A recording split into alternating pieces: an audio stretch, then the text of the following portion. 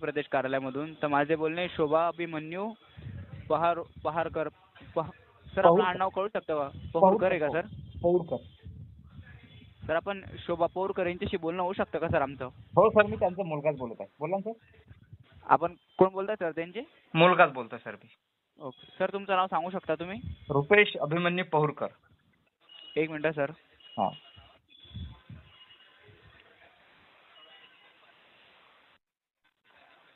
Sir Modi सरकारच्या योजनांबद्दल आपला अभिप्राय पक्षासाठी खूप महत्त्वाचा आहे सर. तुम्हाला किंवा कुटुंबातील इतर कोणाला प्रधानमंत्री उज्ज्वला योजनेचा लाभ मिळाला आहे का सर? हो, मिळालाय सर. सर मग तुम्हाला जाणून आनंद होईल की मोदी सरकारने सुरू केलेल्या प्रधानमंत्री उज्ज्वला योजनेअंतर्गत आतापर्यंत 10 कोटी महिलांना लाभ झालाय. मोदीजींनी गॅस सिलेंडरची किंमत 900 रुपयांवरून 600 रुपयापर्यंत कमी केल्याने आता उज्ज्वला योजनेअंतर्गत गॅस सिलेंडर आपल्याला 600 रुपयाला मिळणार सर. तर लोकसभा निवडणुकीमध्ये आपण भाजपाला पाठिंबा द्याल का सर? हो, 100% सर. सर विकसित भारताचा संकल्प पूर्ण होण्यासाठी भाजपाला विजयी करण्यात हातभार लावा. तुम्हाला मोदीजींना काही सूचना करायच्या असतील तर आम्हाला, जेणेकरून भारतीय जनता पक्ष देशाच्या प्रगतीसाठी अधिक प्रयत्न करू शकेल, तर आपल्याला मोदीजींना काही सूचना करायच्या आहेत का सर? हो, करायच्या सर, पण फोन नका कट करू तुम्ही फक्त. नाही सर, बिलकुल. ठीक आहे सर. मला सर सांगा तुम्ही, मी विचारतो सर, फक्त सांगा मला तुम्ही. हा सर. फक्त मोदी म्हणजे नरेंद्र मोदीला किंवा भाजपला वोटिंग केल्यानेच भारत विकसित होणार आहे काय? नाही, तसं तर नाही होणार सर. म्हणजे इतर पक्षांना केलं तर होणार नाही का भारत विकसित? सर इतर पक्षांना केलं तर होईल, विकसित भारत होऊ शकतो सर, पण त्या पक्षांनी कामही केले पाहिजे सर तेवढे. म्हणजे कोणते कामं सर नेमकं? आता सर विकसित भारतासाठी कसे, म्हणजे जसे की नवीन रस्ते तयार करणे, गावाचे डेव्हलपमेंट करणे सर, नवीन कंपन्या वगैरे त्या गावामध्ये आणणे, ते शहराचे औद्योगिकरण वाढवणे सर, चालचलन वाढायला पाहिजे देश. आतापर्यंत सर आपल्या देशामध्ये मोदी सरकार किंवा भाजप सरकारनं किती प्रोजेक्ट राबवले हो सर? सर ते तर नाही सांगू शकत आम्ही. किती रस्त्याची पुनर्बांधणी केली सर? सर ते आता ते प्रत्येक गावागावात असेल सर रस्ते, आम्ही ते कसं काय सांगू शकतो? सांगू का सर मी? हा सर.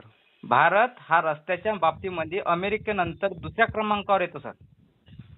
बरोबर.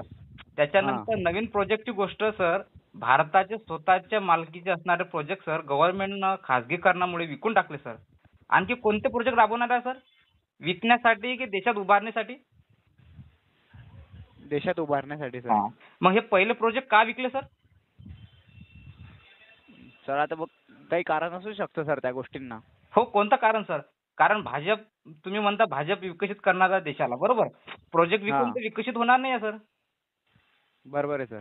विकसित करण्यासाठी तुम्हाला औद्योगिक क्षेत्रामध्ये प्रगती करावी लागेल, आरोग्य क्षेत्रामध्ये प्रगती करावी लागेल, शिक्षण क्षेत्रामध्ये प्रगती करावी लागेल सर. हो सर. मला तुम्ही सांगू शकाल का सर, भारताचा शिक्षणाच्या बाबतीमध्ये कितव्या क्रमांकावर आहे, कितवा रेशो आहे आपला? नाही सर, तेवढं तर नाही सांगू शकत. नाही सांगू शकत. औद्योगिक आपल्या आरोग्य विभागामध्ये भारत सरकार आपल्या करामधून किती टक्के खर्च करतो सर? काय सर? करामधून आरोग्य क्षेत्रावर किती % खर्च करतोय सर? काय माहित नाही सर मला. किती जागा रिकतात हे माहित आहे का सर? नाही सर.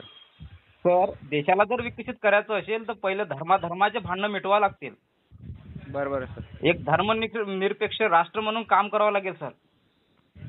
बरोबर सर, बरोबर बोलताय. होतकरू, गरीब, कष्टकरी, दुबळा माणूस आहे, याच्या मुलाला शिक्षण कसं मिळेल हा प्रयत्न करावा लागेल सर.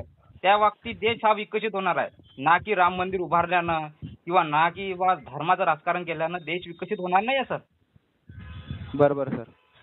मोदी सरकारला नाही सर. आणि तुम्ही म्हणाले सर मोदी सरकार, मला तुम्ही सांगा सर, हा भारत सरकार म्हणून देश चालतो की मोदी सरकार म्हणून? भारत सरकार म्हणून चालतो सर. मग मोदी सरकारनं देश विकत घेतला काय भारत? नाही. मग मोदी सरकार कसे म्हणताय सर की मोदी त्याच्या खिशामधून खर्च करतोय? नाही सर. मोदी पेमेंट घेतो की नाही घेत सर? घेतात ना. मग जर देश सेवा करत असेल तर पेमेंट घेण्याची काही गरजच नाही सर. बरोबर सर, बरोबर. नोकरी करत असेल तर पात्रता काय आहे त्यांच्याजवळ ते सांगावं. म्हणजे माझं म्हणणं एकच आहे सर, इथला होतकरू, गरीब, कष्टकरी वर्गाच्या मुलाला, त्या माणसाला रोजगार नाही सर. रोजगार नसल्यामुळे त्याच्या मुलाला तो शिकू शकत नाही सर. 20,000 शाळा का बंद केल्या सर आपल्या गव्हर्नमेंटनं? किती सर? 20,000 शाळा का बरं बंद केल्या सरकारी? सांगू नाही शकत सर ते. मग विकसित भारत कसं काय होणार आहे सर? शाळा तुम्ही बंद करू राहिलाय. ज्याच्यामध्ये गोरगरीब कष्टकरी लोकांचा मुलगा शिकत आहे ते शाळा तुम्ही बंद करताय. त्याच्या कामाला हाताला काम नाही सर, आणि तुम्ही विकसित भारतची संकल्पना म्हणताय सर. कसं काय होणार आहे विकसित सर? बरोबर आहे सर. हा, माझं म्हणणं एकच आहे की धर्माचा विचार न करता प्रत्येक माणसाला रोजगार मिळाला पाहिजे. प्रत्येक माणसाच्या मुलाला चांगलं शिक्षण मिळालंच पाहिजे, ना की कॉन्व्हेंटचं. तिसरी गोष्ट अशी की ज्यांच्याजवळ रोजगार नाही सर, तुम्ही सांगा ते प्रायव्हेटमध्ये त्याच्या मुलांचा किंवा स्वतःचा इलाज करणार आहेत का सर? प्रायव्हेट मोठमोठ्या हॉस्पिटल, मग सरकारीमध्ये का सुविधा उपलब्ध करून देत नाही? विकसित भारत करायचं असेल तर या 3 गोष्टी तुम्हाला द्यावाच लागेल. हा सर, बरोबर बोलताय तुम्ही. हा, आणि दुसरी लोकशाहीच्या हिशोबानं किंवा भारतीय संविधान म्हणते कोणी तुम्ही एका पक्षाचा अजेंडा विकसित करू शकत नाही. हा त्याचा स्वतंत्र अधिकार आहे, कोण्या पक्षाला वोटिंग करेल नाही करेल. मोदी सरकारला वोटिंग केल्यानं भारत विकसित होईल हे होणेच नाही, किंवा काँग्रेसला वोटिंग केल्याने विकसित होणार नाही. विकसित होण्यासाठी लोक पहिले मजबूत करावे लागतील. बरोबर सर. हे माझं म्हणणं आहे सर. हो सर, आम्ही तुमचं म्हणणं जरूर केंद्रापर्यंत पोहोचवू सर. माझा द्वेष नाहीये सर, मला लोकशाहीनं दिलेला अधिकार आहे. 19 नुसार माझा अधिकार आहे विचार स्वातंत्र्य करण्याचा. हो सर, बरोबर बोलताय तुम्ही. माझं म्हणणं आहे सरांना सर की लोकांना शिक्षण कसं मिळेल, त्यांना आरोग्य सुविधा कशा भेटतील, रोजगार कसा मिळेल, ह्या गोष्टी जर तुम्ही दिल्या तर देश विकसित होणार. बरोबर सर, बरोबर आहे.